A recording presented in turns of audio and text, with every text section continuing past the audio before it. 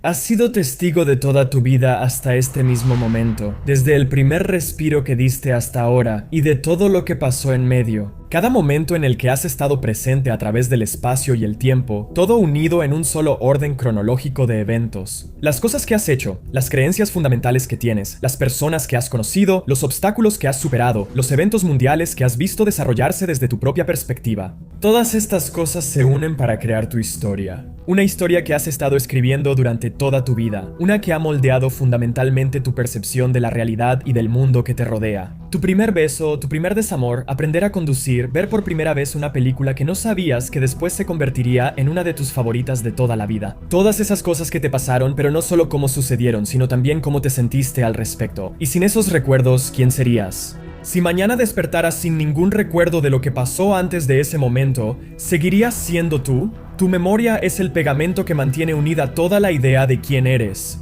¿Cómo te haría sentir si te dijera que no puedes confiar en ella en absoluto? Quiero que te tomes un segundo e intentes pensar cuál es tu primer recuerdo, tan atrás como puedas recordar. En esencia, un recuerdo es la forma en que tu cerebro almacena y recupera información sobre experiencias pasadas, hechos, habilidades o sentimientos. Una manera de llevar el pasado al presente. Pero donde la gente realmente empieza a malinterpretar lo que sucede aquí es que asumen que sus ojos funcionan como una especie de cámara de video y que todo lo que ven se almacena en el disco duro que es su cerebro. Pero piensan que en cualquier momento pueden sacar esa grabación y reproducir todo lo que pasó. Pero en realidad no funciona así y hay niveles en esto. El primer nivel de tu memoria se llama memoria sensorial. Es una recopilación muy breve de información de tus sentidos. ¿Qué estás viendo, tocando, saboreando, oliendo y escuchando en este momento exacto? Una instantánea de alta resolución de todo lo que está pasando ahora mismo. Un filtro temporal que permite a tu cerebro procesar y decidir qué estímulos sensoriales, si es que hay alguno, son lo suficientemente importantes como para conservarlos para evaluarlos más adelante, donde después se desvanecerán en la nada o pasarán al segundo nivel. La memoria a corto plazo retiene temporalmente la información que aprendiste durante unos segundos o minutos y se encuentra justo aquí, en tu corteza prefrontal. En promedio puedes retener de 5 a 7 elementos en tu memoria a corto plazo, como los dígitos de un número telefónico o la matrícula de un auto, durante unos 15 a 30 segundos, manteniendo la información disponible para su uso inmediato antes de que se olvide o pase al nivel 3. La memoria a largo plazo es un espacio de almacenamiento casi permanente para guardar experiencias e información que has aprendido. No hay límite en la cantidad de información que puedes almacenar aquí y permanece en ese espacio de almacenamiento durante años. Cosas como el número de teléfono fijo que tenías en tu casa cuando eras niño, ese dato curioso que aprendiste cuando tenías 14 años, incluso lo que cenaste anoche, son todos recuerdos a largo plazo, pero hay dos tipos diferentes. Una memoria declarativa, que es el almacenamiento de hechos, eventos y lugares, y una memoria implícita, el espacio de almacenamiento para habilidades aprendidas, hábitos y relaciones. Estos recuerdos a largo plazo no viven en un lugar específico, sino que viajan a través de la red de más de 100.000 millones de neuronas dentro de tu mente, comunicándose mediante impulsos eléctricos y señales químicas. O eso pensábamos. El concepto de una neurona de la abuela fue propuesto por primera vez en la década de 1960 como una especie de idea humorística que intentaba explicar cómo el cerebro representa información compleja, y sugería que podría haber una sola neurona o un grupo muy pequeño de neuronas que se activa cuando reconoces un estímulo altamente específico, como el rostro de tu abuela. Ahora, este concepto fue considerado sumamente absurdo y muy controvertido en ese momento, y mucha gente argumentaba que era biológicamente imposible porque si tuvieras una sola neurona responsable de representar todo el concepto de tu abuela, ¿qué pasaría si esa neurona muriera? Así que la idea fue básicamente descartada hasta que un día, en 2005, un neurocirujano de la UCLA estaba operando a pacientes que sufrían de ataques epilépticos debilitantes. Ahora, durante una cirugía cerebral, normalmente los pacientes se mantienen despiertos porque el cerebro no duele una vez que ha sido abierto, y el doctor necesita asegurarse de que no está causando daño a áreas críticas que controlan el habla, el movimiento y otras funciones. Durante estas cirugías, les preguntó a sus pacientes si estarían dispuestos a hacer un poco de ciencia exploratoria mientras estaban en la mesa de operaciones, y varios de ellos dijeron que sí. Así que les mostró un conjunto de fotografías y notó que, al mostrarles imágenes de Jennifer Aniston, una neurona específica en el cerebro de sus pacientes se activaba. Cuando les mostraba fotos de Julia Roberts o de personas, animales o lugares al azar, la neurona permanecía en silencio. Pero al volver a Jen, la neurona se activaba de nuevo sin importar la edad, el peinado, el personaje que interpretara e incluso solo con leer su nombre, mostrándonos que representaba todo el concepto de Jennifer Aniston. La neurona de Jennifer Aniston no está sola y desde entonces el experimento se ha repetido y se han encontrado neuronas que se activan con Julia Roberts, Halle Berry, Kobe Bryant y más, mostrándonos que en realidad existen neuronas específicas capaces de contener conceptos completos de personas, lugares y cosas dentro de nuestra cabeza. Con eso en mente, es fácil imaginar nuestra memoria como una especie de biblioteca masiva, casi infinita, donde cada neurona representa un libro que ha sido archivado y almacenado para recordarlo después. Pero en realidad no es así en lo absoluto. Los recuerdos no se almacenan como un conjunto fijo e inmutable de información, se reconstruyen completamente cada vez que los recuperamos. Y es algo así como darle una foto tuya a ChatGPT y pedirle que recree la imagen exactamente, y luego pedirle que la recree una y otra vez.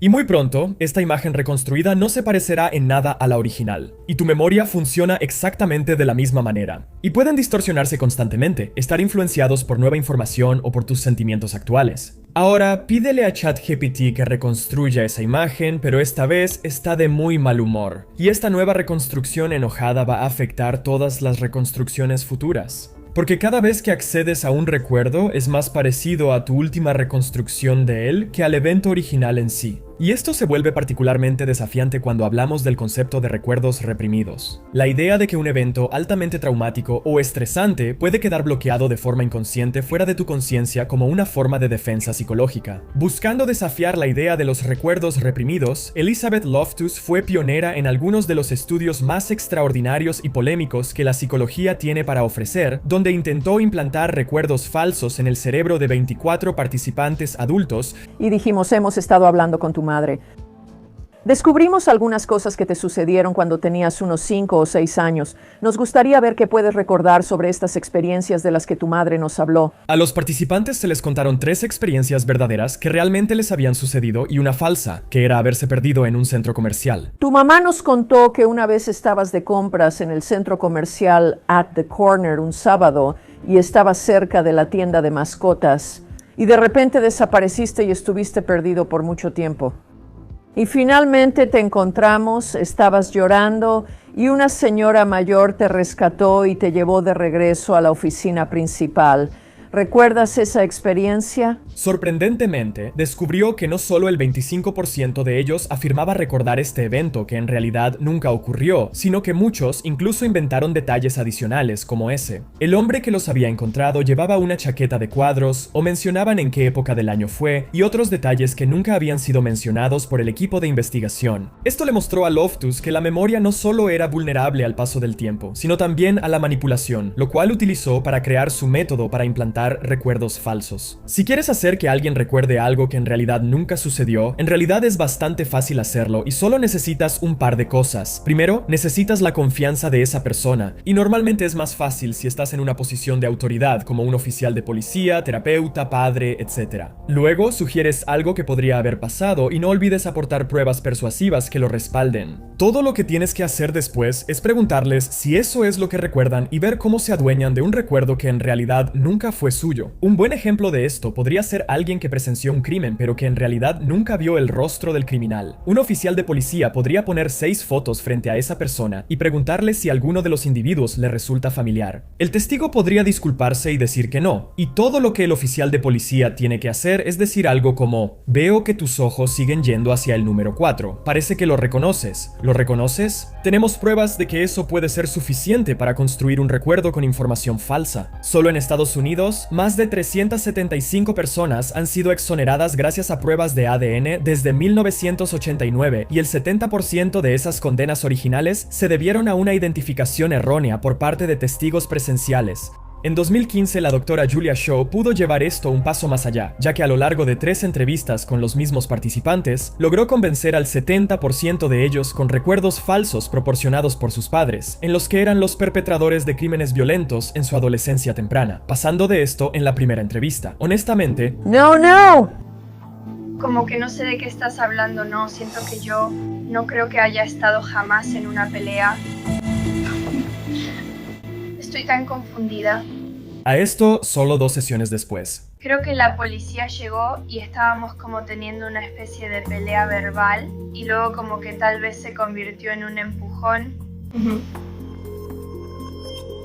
Los recuerdos son tan maleables que incluso el lenguaje que se usa cuando te piden recordar algo puede influir mucho en cómo lo recuerdas. En 1974 se realizó otro estudio, también por Elizabeth Loftus, donde ella y su compañero mostraron a los participantes 7 videos diferentes de choques de autos. Después, les pedían a los participantes que recordaran a qué velocidad creían que iban los autos cuando ocurrió el accidente, usando diferentes verbos como golpear, estrellarse o tocar. Y una y otra vez, cuando se usaban verbos como chocar fuertemente, los participantes sobreestimaban mucho la velocidad a la que iban los autos en comparación con otros a quienes se les dieron verbos como tocar. Ahora, esto se vuelve aún más interesante cuando pensamos en un fenómeno muy específico. Eso nació en 2009 cuando Fiona Broome estaba en una conferencia hablando con algunos de sus colegas sobre el recuerdo que compartían de la muerte del expresidente sudafricano Nelson Mandela en una prisión en los años 80. Nelson Mandela no murió en los años 80 y estaba muy vivo en 2009. Después de hablar con otros en esta conferencia sobre sus recuerdos, se enteró de que no era la única y otros incluso afirmaron que vieron la cobertura de noticias sobre su muerte y un discurso de su viuda. Broome no entendía cómo un grupo tan grande de personas podía recordar exactamente el mismo evento que en realidad nunca ocurrió. Así que creó un sitio web para discutir lo que ella llamó el efecto Mandela y otros incidentes similares. Como que Looney Tunes nunca se escribió así, los osos Berenstein nunca existieron, Jorge el Curioso nunca tuvo cola, Febreze nunca tuvo 2E, el hombre del Monopolio nunca usó un monóculo, y Kit Kat nunca tuvo un guión. Y Fruit of the Loom nunca tuvo una cornucopia. Y la diferencia aquí es que este no es un caso de un solo recuerdo falso implantado en la mente de un conejillo de indias en un estudio psicológico, sino de todo un grupo de miles, si no es que millones de personas, recordando falsamente algo que nunca fue.